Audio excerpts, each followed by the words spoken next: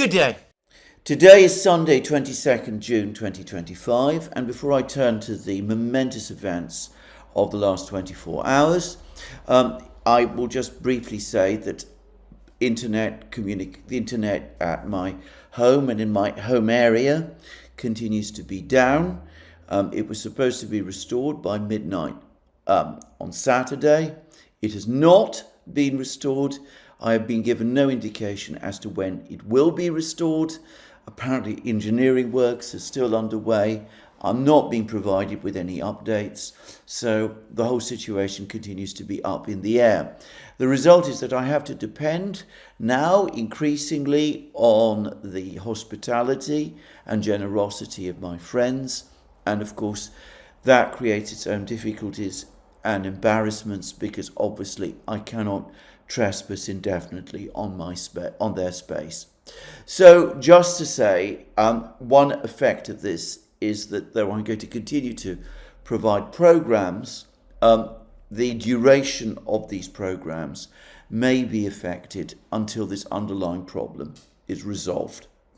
Now, having said that, let's go straight to the events of the last 24 hours. In my program yesterday, I spoke about how various statements and comments that appear to be coming from US officials, including the president himself, appeared to suggest that the administration was leaning towards some kind of negotiated outcome of the conflict with Iran.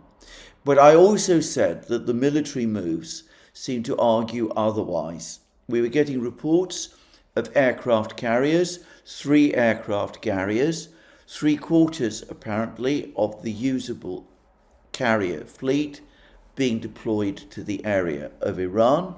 There were reports of more positioning of aircraft and refueling aircraft especially in bases close to Iran. And shortly after I made my program, reports began to pour in that B-2 stealth bombers were being redeployed by the United States to Guam in ways that also seemed to suggest that a strike on Iran was imminent. And indeed, and as presumably all of you know, the strike on Iran duly took place in the following hours. And the strike took 2 forms. B-2 stealth bombers operating at very high altitudes, apparently, out of reach, it seems, of Iranian air defenses, conducting strikes against the enrichment facility at Fordow, the one that is buried deep inside the mountain, and I believe also at the site in Natanz. Apparently 14 of the big bunker-busting bombs used in total, or at least that's what some reports say, others put it at less than that. If it really is as many as 14, then that uses up around 2/3 of the inventory of these big bunker-busting bombs, just saying. But anyway, huge bunker-busting bombs. The largest number dropped on the facility in Fordow, but some of them apparently also dropped on Natanz, and strikes with Tomahawk cruise missiles against all 3 facilities, 3 big Iranian nuclear facilities, the ones at Fordow, Natanz, and Esfahan. Now, there are enormously conflicting claims as to the damage that these attacks have done. The United States, the president himself, says that the attacks have been completely successful. He speaks about all 3 sites having been completely obliterated. I have seen no information or evidence so far that confirms those claims. They may be true, they may be untrue, but that at least is what the president is saying, and that is what other US officials are saying also. Iranian officials are saying something completely different. They speak mostly, I notice, about the facility at Fordow.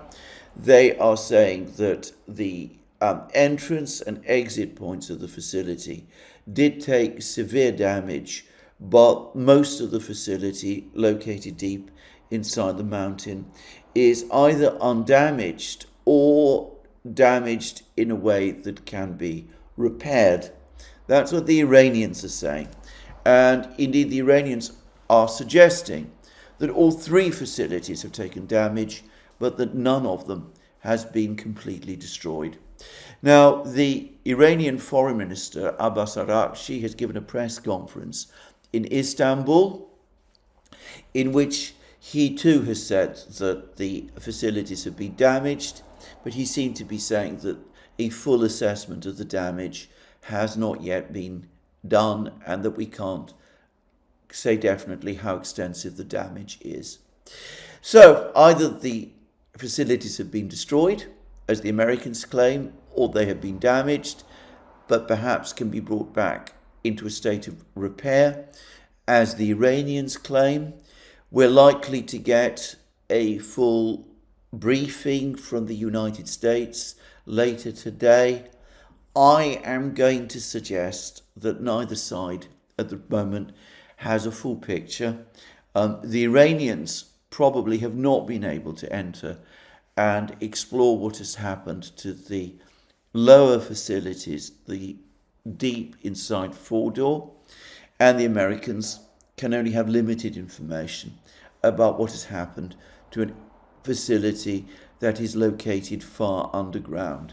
Indeed, I remember reading reports, I think it was in the Financial Times, that in order for the United States to establish confidently what the effect on the strike on Fordow has actually been, the United States would need to deploy ground forces at Fordow itself to inspect the facilities there, and of course that is out of the question.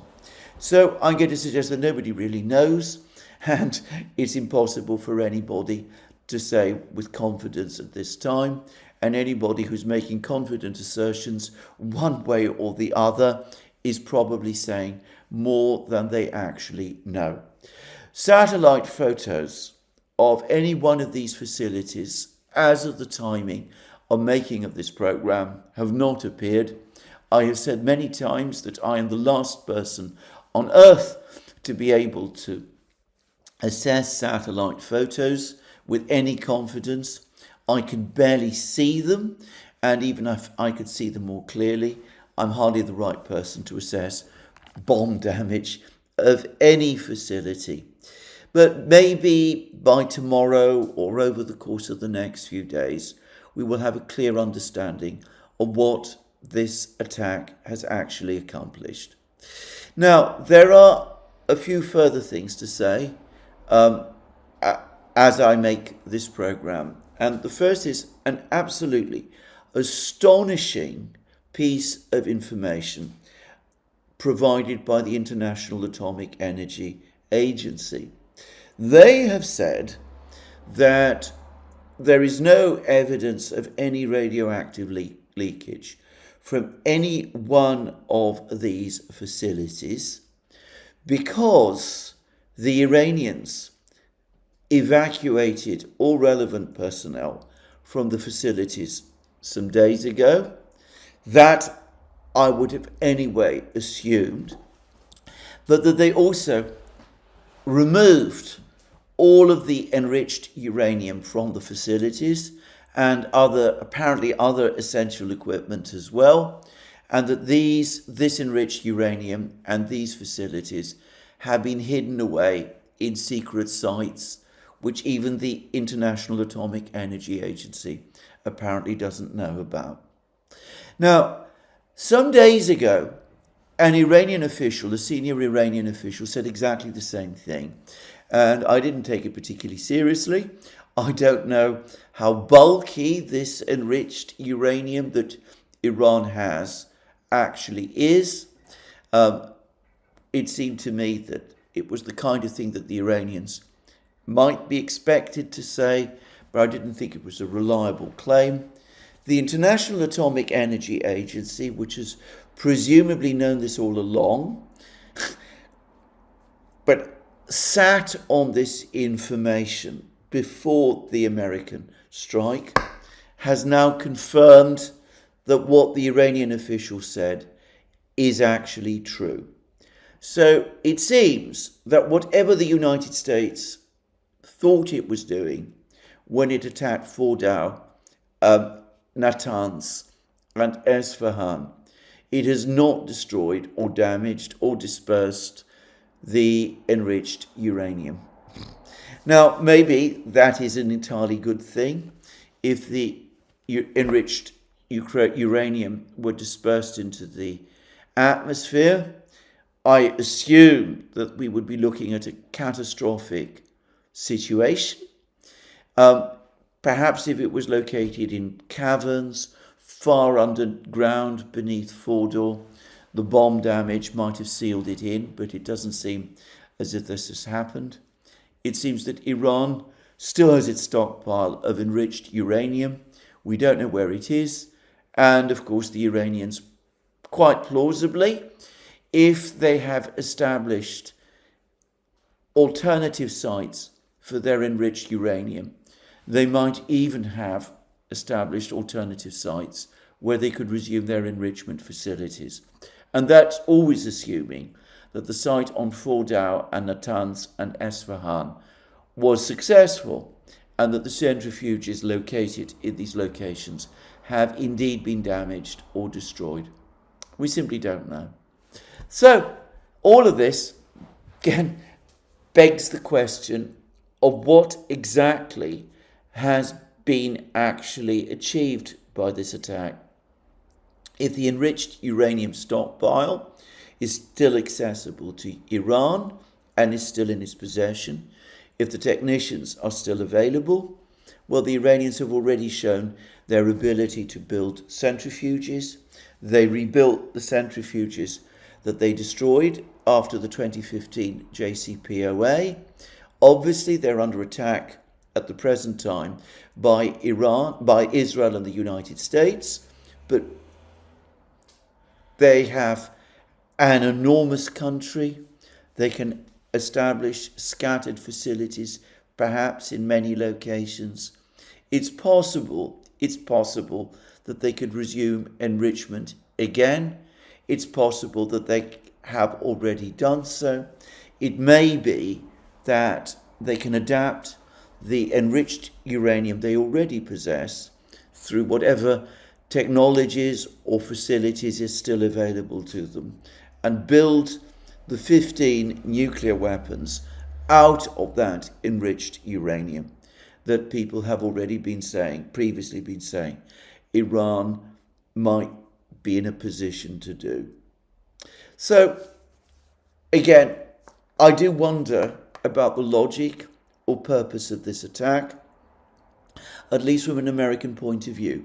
If the real objective was to destroy Iran's nuclear program, it might have disrupted it. It doesn't seem as if it has stopped it. Now, there is another possibility, which I'm not going to say that I know anything about, but I've already discussed in previous programs that the Russians have at various times suggested that they might be willing to act as custodians of Iran's enriched uranium. Maybe when the Iranians say that they've removed it to a secret facility, that facility might not be in Iran at all. Could it be in Russia? Might it in fact be in China? Might all those mysterious aircraft flights from China be all about that? Might it be the case that the Iranians have some kind of arrangement with China to move their enriched facilities to China? We're not going to get any confirmation of this. And for the record, given how deeply suspicious the Iranians are of pretty much everybody, I doubt that Iran, minus a clear and open agreement, would part with its enriched uranium. But to repeat again, as of today, we just don't know. Now, what are the consequences going to be of all of this? And how did we get here? Let's deal with the second first. There's already been much discussion about the role that the United States has played in the original Israeli attack on Iran. The United States has admitted to foreknowledge of the Israeli attack. It had the ability to prevent the attack from being launched, but it didn't exercise it. There's been much discussion about the level of duplicity that the President of the United States, Donald Trump himself, showed in advance of the attack.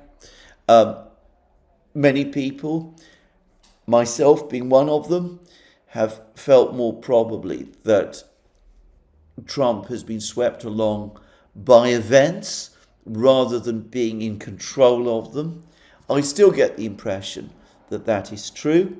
The reports that I'm seeing coming out of the United States, or at least the media in the United States and from US officials, if they are to be taken seriously, and that is a huge if, speak of continued dissension and argument within the administration. There was a fascinating article in Reuters, I think it was Reuters, which spoke of bitter arguments between US officials, with the hardliners steadily winning the argument for the president's ear. The Israelis apparently very unhappy by Donald Trump's suggestion that he might postpone an attack on Iran for 2 weeks in order to see whether there was a possibility of negotiations. The Israelis said that they couldn't wait for those 2 weeks. That begs the question of why the Israelis couldn't wait for the 2 weeks. Personally, I don't think it's difficult to explain that.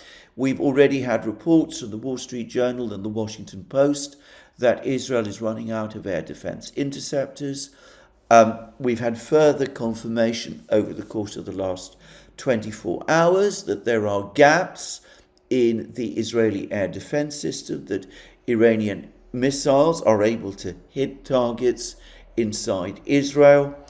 And my own sense is that the reason for the Israeli urgency is that they were worried that in 2 weeks' time, if there'd not been an American attack, Israel's situation would have deteriorated because of the shortage of air defense interceptors and the balance of advantage in the missile war, the attrition war, would have gone decisively in favor and visibly in favor of Iran.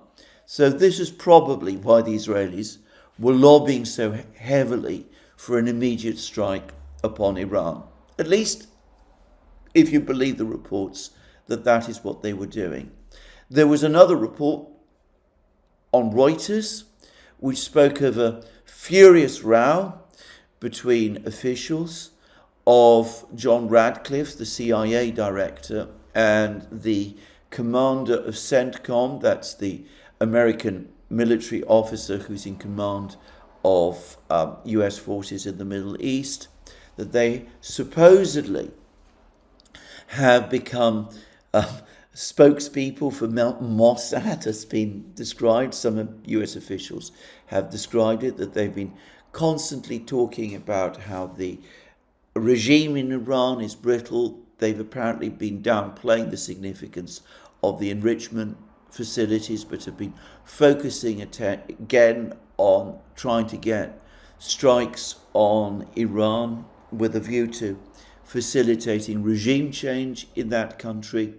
Anyway, there's supposedly been rows involving Radcliffe and the US general, with the Israelis involved, and other US officials who have been more skeptical have been supposedly pushing back and have been saying that the briefings that are coming out of Israel are aggressive and over the top and are not supported by independent corroboration and evidence.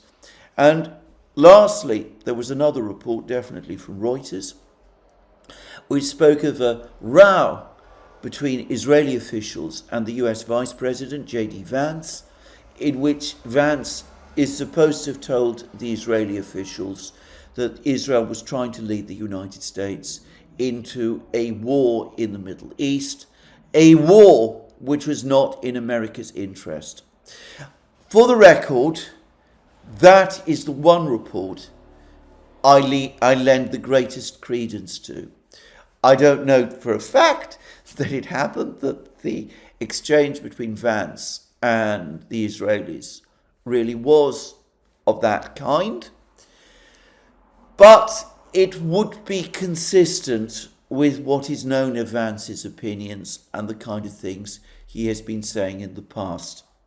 But anyway, there are all of these reports circulating of bitter arguments and bitter rows. You can believe them or not as you choose. The point is, ultimately, it all makes very little difference as far as the Iranians are concerned, or perhaps I should correct that. It makes no difference as far as the Iranians are concerned. Either the United States the administration is divided and the president himself is a ditherer, but cannot control his Israeli ally and is being pulled along in Prime Minister Netanyahu's wake, or he is a duplicitous and treacherous individual who conspires to attack Iran.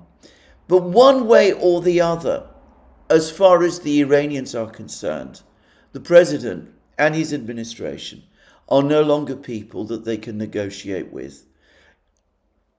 Going back to that press conference that the Iranian Foreign Minister Abbas Araghchi has given, he has said that the United States blew up the negotiating table. It is Israel and the United States blew up the negotiating table. The negotiations, which appeared to be going well, were underway between the United States and Iran. Araghchi himself had had successful and friendly meetings with the US's chief negotiator, Chief Steve Witkoff. And from an Iranian point of view, whether the attack on Iran is the product of chaos and America being pulled along in Israel's wake, or whether it was a treacherous operation planned by the United States all along, from an Iranian point of view, it makes no difference. The outcome is the same. The United States has attacked Iran in the middle of negotiations, and the Iranians have no reason to trust the United States anymore. In fact, as Araghchi straightforwardly said, they cannot trust the United States anymore. So, that then brings us to what happens next. Now, if you go to the reports in the United States today, if you look at the president's own statements, and there does seem to be a clearly defensive tone to some of these statements, it's quite clear that the Americans, the president himself, hopes, and I think hopes is the right word, that this attack on the nuclear facilities in Iran will be the end of the affair. He's actually said that this is the point where the Iranians need to agree to a ceasefire and to start negotiations. It's very interesting, incidentally, that the United States and the Europeans, ever since the Israeli attack on Iran on the 12th of June, the 13th of June, have been saying that the Iranians needed to continue the negotiations. I've even heard a report that Trump was apparently astonished when, after the Israeli attack, the Iranians didn't call him and beg for negotiations. I've heard this said, I don't know whether it's true or not. But anyway, the Americans and the Europeans have been calling for Iran to negotiate, even as Israel attacks Iran. They've not been saying that Israel should cease its attacks on Iran to enable negotiations to take place. Anyway, they've been making that demand, which of course is completely contrary to what they've been saying about the situation in Ukraine. There they have been saying, they've been arguing for months, that first there should be a ceasefire and only then negotiations. Now in the attack, after the attack by Israel on Iran, they're saying negotiations first and ceasefire afterwards. Simplicius the thinker has a really good point about, makes a really good discussion about this on his latest Substack post, in which he said that the contradictions and the hypocrisies on this are stark and obvious, and by the way, never discussed by anybody in the media in the West. But anyway, let's put all that aside. Now the president, having carried out his attack on the nuclear sites, and his officials are apparently saying, well, we've carried out this strike. This is the only strike we want to attack. We don't want to attack Iran anymore. We will attack Iran if Iran attacks US facilities and US bases, but we don't want to do it. We want to stop now. Now, after we've destroyed their sites, the Iranians can come and negotiate and presumably capitulate to our demands. What, however, if the Iranians do no such thing? After all, they still have their stockpile of enriched uranium. They may still have their centrifuges. They may be able to resume enrichment of nuclear material. We don't know. They might be able to work on the material they have towards developing a nuclear bomb. Or maybe they will start to take countermeasures. Maybe even if the president wants to stop this conflict with the Iranians are not interested in doing so.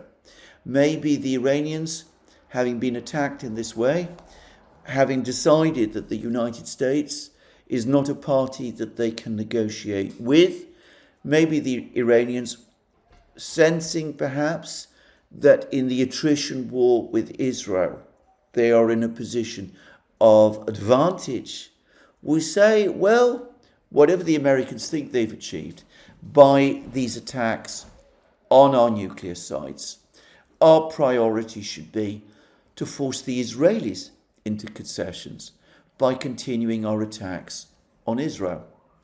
And perhaps the Iranians also will not show the discipline and composure and self-restraint that the Russians have shown.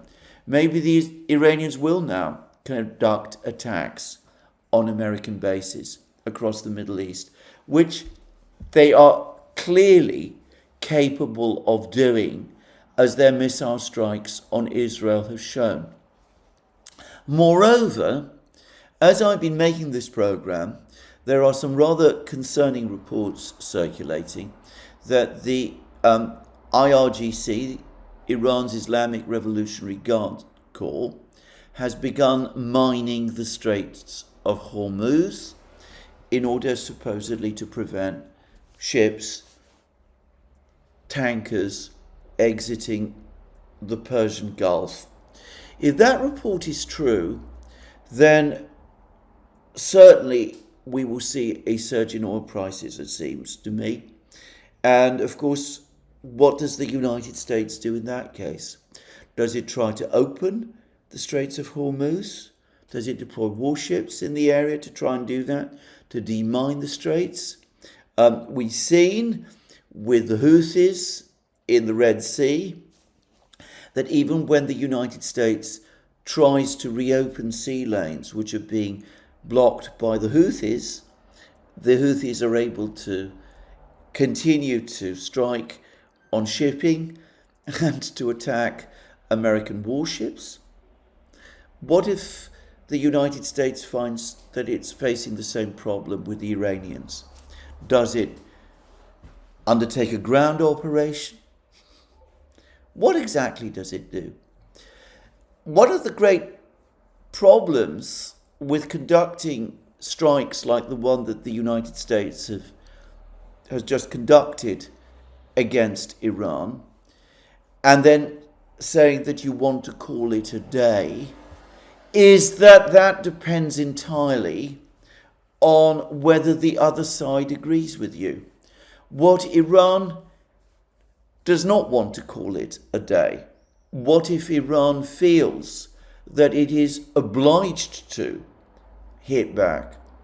Or what if Iran also feels that it has no incentive not to hit back because it cannot count on further strikes not being conducted against it in the future?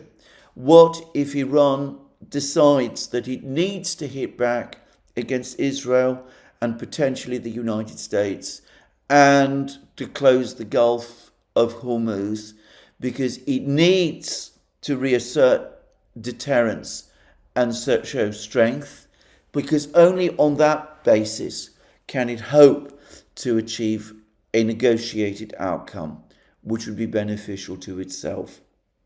In that case, the United States is going to face a potential protracted conflict with Iran. And I've already said that this is not something that is at all in Israel's interests or the United States' interests. I am going to say something which I think I can speak of with confidence. If Iranian missile strikes on Israel continue over the next couple of weeks, then as night follows day, Israel is going to start asking the United States to join Israel in further strikes against Iran. It is unavoidable. And at that point, we would probably start to see ourselves drawn into a protracted conflict. It is very, very easy to say, I'm going to conduct one strike and then I stop, but it might be impossible to do because the moment you start conducting strikes, you lose control, potentially, of the whole situation. So anyway, these are the issues and problems that the United States is facing. The Iranians obviously have to make their own calculations. I would have thought myself that it is not in Iran's interests to conduct missile strikes against American bases. That would oblige the United States to retaliate.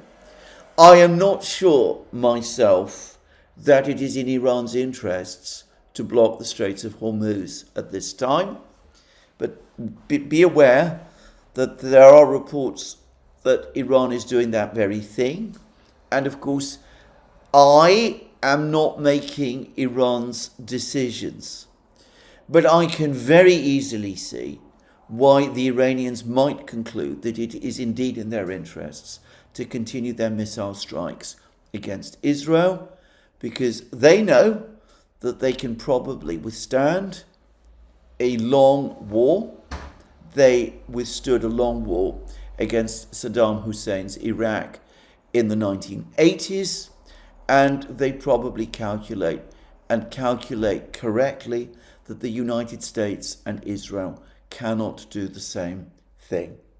So time works in Iran's advantage, and given that Iran probably does feel that it needs to reassert its capabilities and its deterrence, I can absolutely see why they might at this time decide to opt for an attrition war, and that logically points to continued missile strikes by Iran against Israel.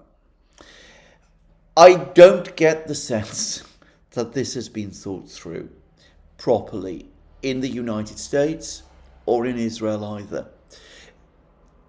A pattern of decision making which is either conducted cynically and in secret without widespread consultations within the entire American political system, or in the alternative, a pattern of decision making which is made in the context of rows and conflicts and anger and raised voices. Neither pattern of decision making that I've described is conducive to cool calculations of the sort that would be needed ahead of war, of starting a war. It may be that though the Americans think and hope and believe that they have finished with Iran, they have failed to realize that Iran has not finished with them. Anyway, let's see what happens. Now, Abbas Araghchi, the Iranian foreign minister, says that he's now going to go to Moscow tomorrow and he's going to meet with Putin. And he has been speaking of Russia as Iran's friend. And of course, Putin has been very outspoken about what has happened, and he has quite clearly qualified the Israeli attack on Iran as an act of aggression. And the Russian Foreign Ministry today has published an extremely strong statement, also saying that they unequivocally condemn the American strike on Iran. And worryingly, but correctly, the Russians say that what has just been done has been a massive blow against the nuclear non-proliferation treaty and the International Atomic Energy Agency and its credibility. Iran, after all that has happened, no longer has any further grounds to cooperate with the IAEA. It no longer has confidence. It's made it absolutely clear that it no longer has confidence in its director, Rafael Grossi. Neither do the Russians, by the way. Both the Russians and the Iranians have long since concluded that Grossi acts essentially as an agent of the State Department. The Russians have been furious over Grossi's endless prevarications as to who is attacking the Zaporozhye nuclear power plant. And the Iranians clearly believe, undoubtedly correctly, that the IAEA has been passing secret information about their nuclear facilities to the United States and played an instrumental role in providing the fig leaf justification for the Israeli attack by dredging up actions that the Iranians took 20 years ago and getting the board of the IAEA to pass a resolution that was critical of Iran and which Israel and the US seized on in order to justify the attacks that they have conducted. So the Russians are absolutely right. They're saying that the Nuclear Non-Proliferation Treaty is now in crisis, and the IAEA, the agency that was once relied upon to enforce the Non-Proliferation Treaty, has had its credibility destroyed. The Russians appear to believe that Iran potentially could move forward now with a nuclear weapons program. Whilst it had not done so previously, it might be willing to do that now. Now, the Russians do not want Iran to acquire a nuclear weapon. I don't think any of the events of the last week or of the last 24 hours have changed that calculus at all. But what can the Russians do? Well, actually quite a lot. They can continue to provide Iran with economic and assistance, gas and food and other things in order to keep the Iranian economy functioning. For the record, the Iranians have been saying that after the initial strikes, the Israeli strikes on Tehran, the situation in the city has stabilized and economic activity has resumed, and that the Chamber of Guilds in Tehran has basically said that economic activity in Tehran can resume.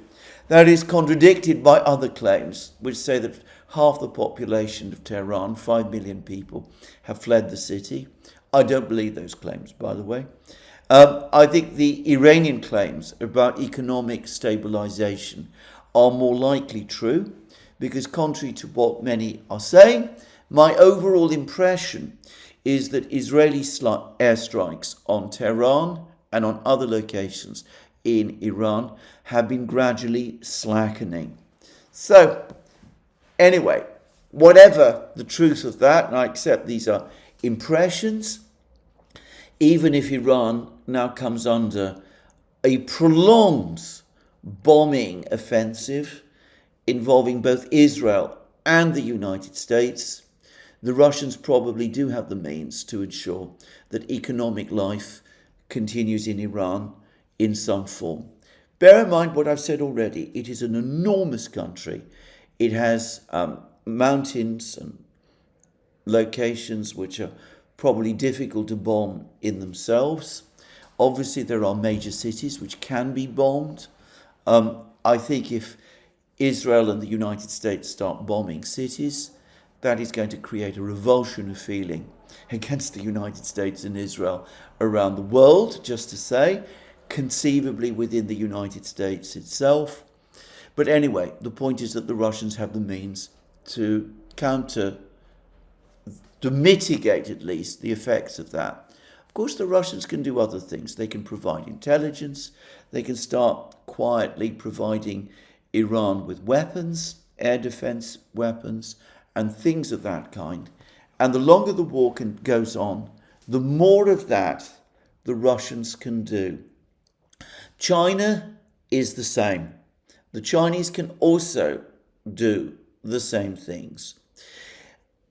I think myself, however, that the first thing that the Russians are going to try to do when Arakshi arrives in Moscow on Monday is that they will say to him, Russia will support Iran, but that it does not want Iran to escalate the situation by taking extreme steps, such as attacking American bases and facilities across the Middle East, or oil installations in Saudi Arabia or the Gulf.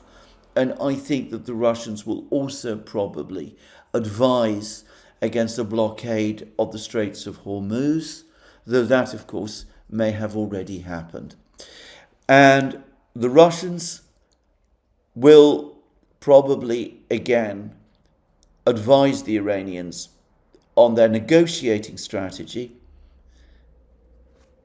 though it will be one which, judging by what the Iranians themselves are saying, it could be that the Iranians, anyway, are prepared to give up on. So anyway, we will see. The meeting between Putin and Arakshi tomorrow is going to be extremely interesting. We will no doubt have a long Russian readout, setting out what the Russians are advising the Iranians. If we get a short readout, or no readout at all, by the way, then that could be a sign that the Russians are going to start taking further steps that they don't want to disclose, such as perhaps providing some form of military support, though I don't myself expect at this stage that will happen. Give it weeks, give it months, and the calculus will change. And of course, Putin and Xi Jinping spoke to each other a couple of days ago, 2 days ago. We can be sure that in advance of Arakshi's trip to Moscow, Putin and Xi Jinping or their officials will also be again in contact with each other. And after Putin has spoken to Arakshi, Putin will probably want to speak to Xi Jinping all over again, though it is unlikely after he does that we will get confirmation of that or a Russian readout Most contacts between Russian and Chinese leaders being conducted in private. Anyway, that, it seems to me, is the overall situation at the moment. Getting a sense, as I said, of the zany way in which this whole thing has been conducted and the astonishing claims that one hears. There are reports also circulating that President Trump, in a last desperate bid to avoid the strike on Iran, apparently tried to get negotiations up and running with the Iranians in Istanbul. He was supposedly in contact with President Erdogan of Turkey to get those negotiations going. Apparently, President Trump wanted Khamenei himself to come to Istanbul, and apparently he even offered to go to Istanbul himself. But supposedly, the Iranians were themselves unable to get through to Khamenei himself in order to obtain his confirmation. I don't believe the last claim, by the way. I am sure that the Iranians have a way of consulting their very own supreme leader. I go back to what Eve Smith said to me a few days ago in an email that she sent. This is before the latest American strike on Iran. What senior Iranian official in their senses would want to travel and meet with American officials now, given the assassination spree that the Israelis have been under? It's a wonder that Arakshi himself is doing so, but then of course he is the foreign minister of Iran. If we're talking about the supreme leader of Iran, well, the Americans and the Israelis have already spoken of their desire to kill him. At least the Israelis have been absolutely forthright about this. So it would be absolute idiotic folly for Khamenei to leave whatever secret location he is in at the moment, to make himself visible and to travel to Istanbul. Even if Donald Trump himself were to give Khamenei an absolute categorical assurance of safe conduct, how could Khamenei rely upon it? I don't know whether in the United States they understand yet, at least in the administration, the damage that this affair has done. I suspect that we are indeed now in the opening stages of a protracted war in the Middle East. It could be that, like many of these wars, there are periods of intensity and periods of abatement. It might be that there are not strikes and attacks taking place every day. But let's assume that I am right and that there is a protracted war, and that the Iranians continue to launch strikes, missile strikes against Israel. The United States will have to launch counterstrikes against Iran. Israel has only limited capacity to continue to hit targets against Iran. That means that the United States is going to have to keep much of its fleet, 3 aircraft carriers at the moment, permanently based in locations around Iran.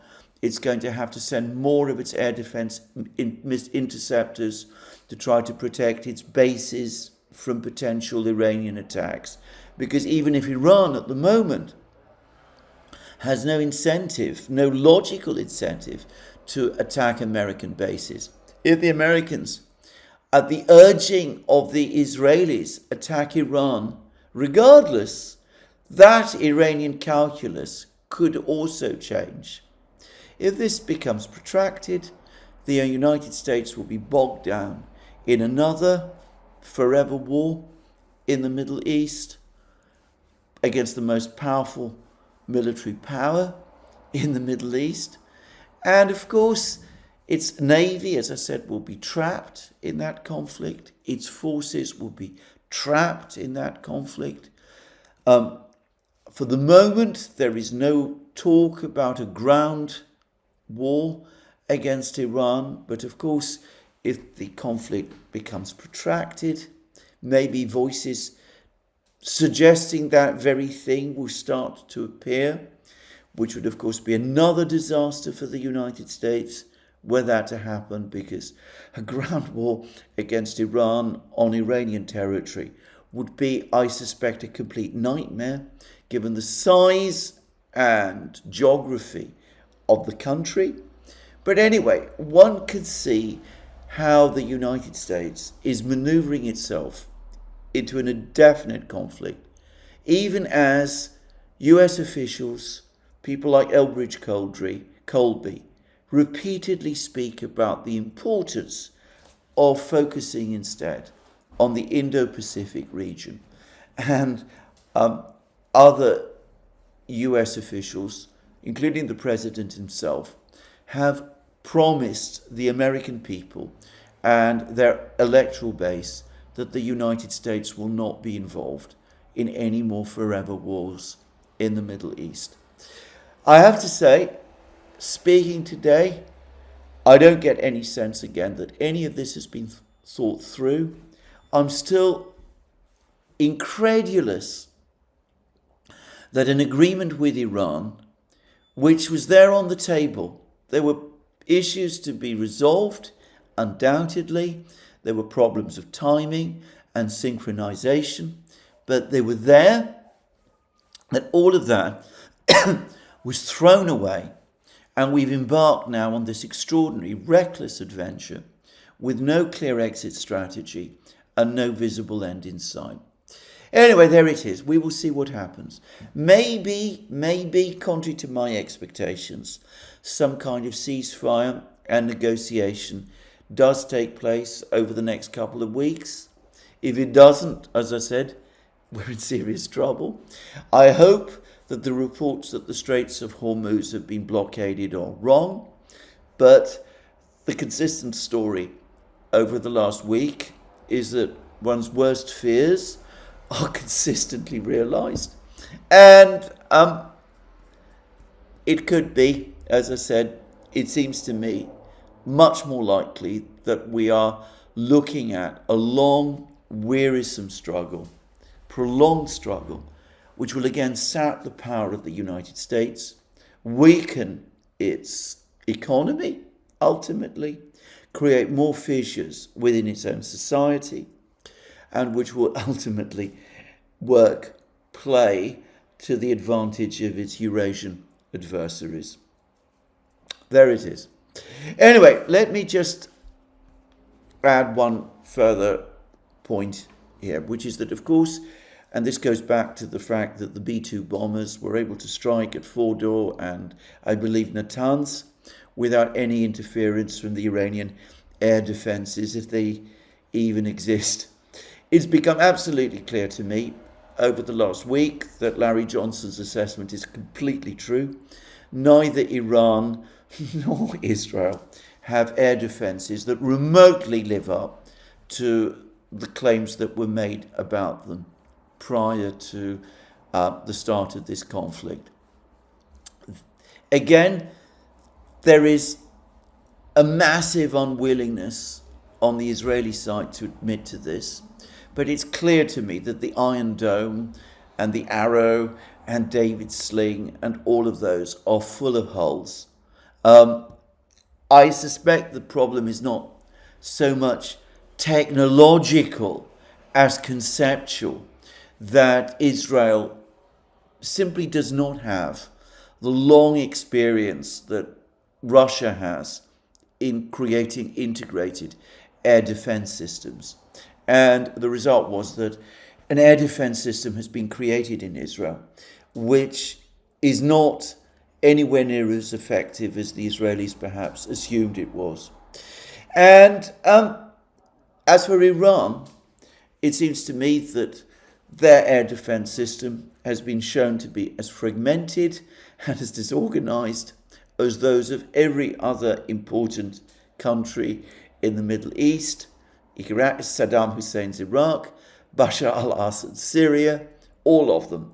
None of them have functioned with the efficiency that Russia does, that Ukraine did, or that the former Yugoslavia showed during the NATO bombing war of 1999.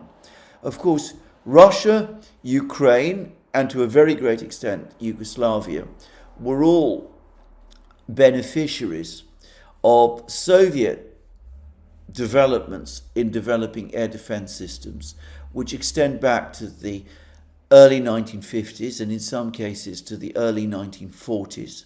No other country has devoted time and effort and attention to developing an integrated air defense system on the scale that first the Soviet Union and then Russia has done. Clearly, Iran has proved incapable of replicating that. I suspect it is beyond their technological reach and certainly beyond their conceptual reach. And in the case of Israel, undoubtedly, I suspect their technology is definitely better, but it's clearly beyond their conceptual reach also. A failure of air defense systems on both sides. Of course, in the case of Iran, as far as I can see, all that they're able to do is shoot down a few Iranian drones. Most of the, perhaps all of the Israeli missiles get through. In the case of Israel, yes, they do shoot down maybe the majority of Iranian missiles, and I suspect nearly all the Israeli drones, but enough missiles get through to cause damage, and every Iranian missile that the Israelis shoot down, every drone that they shoot down, of course, further depletes their defenses. Anyway, that's what I wanted to say. I'm not going to return to the subject of air defenses again. It's clear to me that both sides place their main emphasis on their offensive capabilities, their missiles in the case of Iran, their air force in the case of Israel. Both have proved effective. Their air defenses have proved, to put it mildly, they've been found wanting. Anyway, that's what I want to say about this situation in the Middle East. Now, there is the other war that's going on, and it's attracting less attention, but it is the war in Ukraine. And here, by the way, over the last 24 hours, things appear to have taken a major turn. This has actually been true over the course of the whole of the last week. I'm getting the sense that the sands for Ukraine are now definitely running out, and that the Ukrainians are sensing it. Apparently there's a major effort to keep Zelensky away from the new NATO summit, or if not away, to try and rein in what he's going to say. He's, by the way, demanding another $40 billion as I'm making this program, or so I understand. But anyway, Zelensky himself is clearly now himself in growing alarm. You can see this in his statements, from messianic conviction that he was projecting just a few weeks ago, and had done consistently throughout the conflict, at least after the collapse of the Istanbul talks in April 2022. He's now talking and using increasing language of panic, just to say. Anyway, putting all of that aside, putting aside the general picture, we're now starting to get particular, specific developments which do look increasingly catastrophic from a Ukrainian point of view. Now, the Russians, over the last couple of days, have been conducting operations in Sumy region. The Ukrainians claim to have recaptured a village of Andreevka. Group of forces north says that is not true. I believe, group of forces north. They have been consistently reliable about these sort of things. Just to say, that's in Sumy region. There are reports that the Russians have made significant advances around Siversk. There are reports that the Russians are advancing further westwards in the Dnipropetrovsk area. Raidovka, the Russian newspaper, says that the Russians are about to begin their attack on the important fortified town of Novopavlivka in Dnipropetrovsk region, which is the last big remaining logistical hub that the Ukrainians supposedly now have in this area of southwest Donbass. All of that is no doubt extremely important, but the main battle continues to be around Konstantinovka and Pakrovsk. And my suspicions that the Ukrainian troops south of Konstantinovka are already in a cauldron, that they have been trapped in the area south of the reservoir, which is located to the south of Konstantinovka. That is now becoming the major consensus amongst most commentators of the war. It seems that the Russians have reached perhaps the western bank of the reservoir, and they're sufficiently close to the eastern bank of the reservoir to make it incredibly difficult and very, very dangerous for Ukrainian troops to retreat through that route. And reports say that there are several thousand Ukrainian troops trapped south of the reservoir. And if so, that would be the biggest cauldron that the Ukrainians have experienced up to now. Several thousand troops puts this on the scale of the entrapment of Ukrainian troops in Mariupol in the first months of the war. Anyway, we shall see, but the reports there are very, very grim and very, very, very, very concerning from the Ukrainian point of view. But if possible, there is even greater alarm, and this alarm is now being expressed by the Ukrainians themselves, about the situation northeast of Pakrovsk. The Russians have apparently it is confirmed that southwest of Pakrovsk they've managed to capture the village of Udachnie, and that may very well be true, but it is east and northeast of Pakrovsk that the real disaster is happening. Because I get the sense that the Ukrainian defenses in this area were never particularly strong, that the Ukrainians expected the attack on Pakrovsk to come from the south, and that was where they built most of their defenses. That was, after all, the area where Group of Forces Center appeared to be advancing.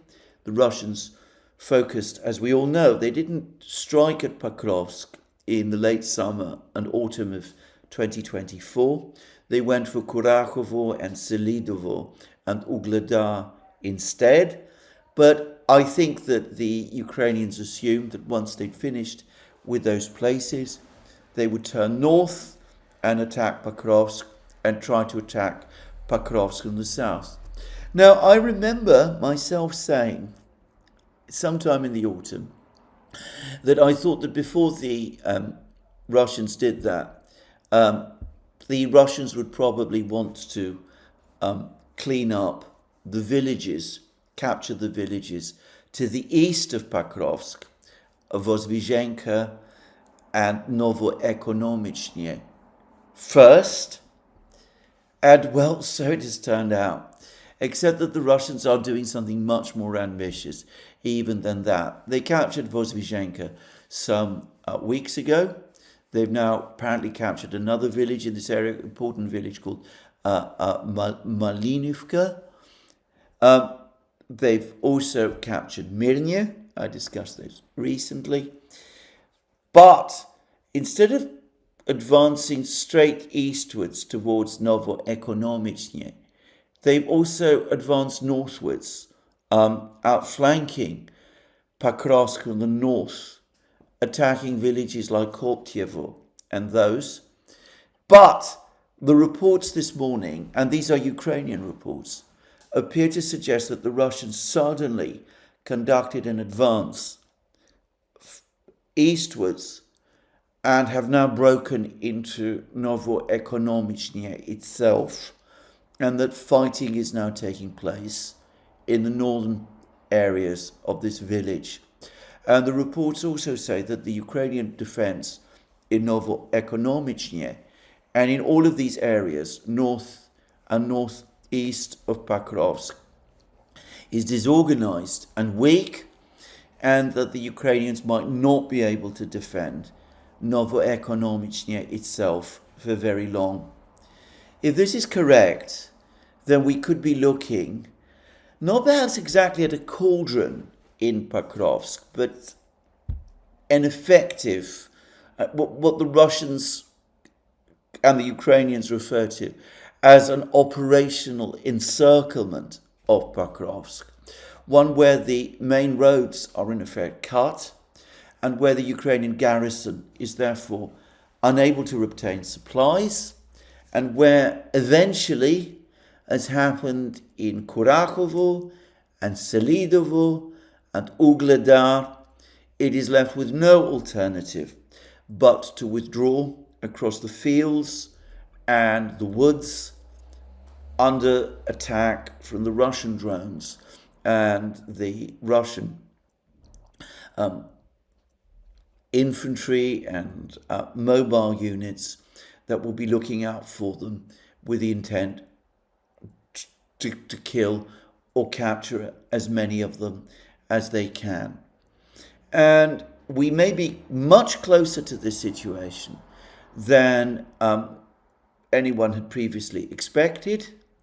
It could be that we might be seeing the battle for Pakrovsk itself begin at some point in the next few days, perhaps a week, perhaps two, and it could be that the battle for Pakrovsk, when it begins, will take much less time than many people imagine. Now, to repeat again, if Pakrovsk falls, most assume that that will seal the fate of Konstantinovka, that the Ukrainians have been depending on control of Pakrovsk to send supplies to Konstantinovka, even from the north. If Pakrovsk falls, it seems to me that the most important town, fortified position if you prefer, holding back the Russians from advancing westwards towards the Dnieper, will have fallen also. I personally think that, contrary to what some like, say, Big Serge believe, it is Pakrovsk that will be the major Russian objective within the next couple of weeks, though it is likely that the Russians will begin attacks on Konstantinovka as well. But anyway, one can see two crises for the Ukrainians playing out roughly at the same time, one south of Konstantinovka, one around Pakrovsk, and with everybody focused on the Middle East, with the United States potentially involved in a forever war there, I can't imagine that there'll be much interest or time left in any Western capital to worry much about Ukraine anymore. Well, this is where I finish my program today. We will see what move, if any, the Iranians make, whether these reports that they're blockading the Gulf of Hormuz are true.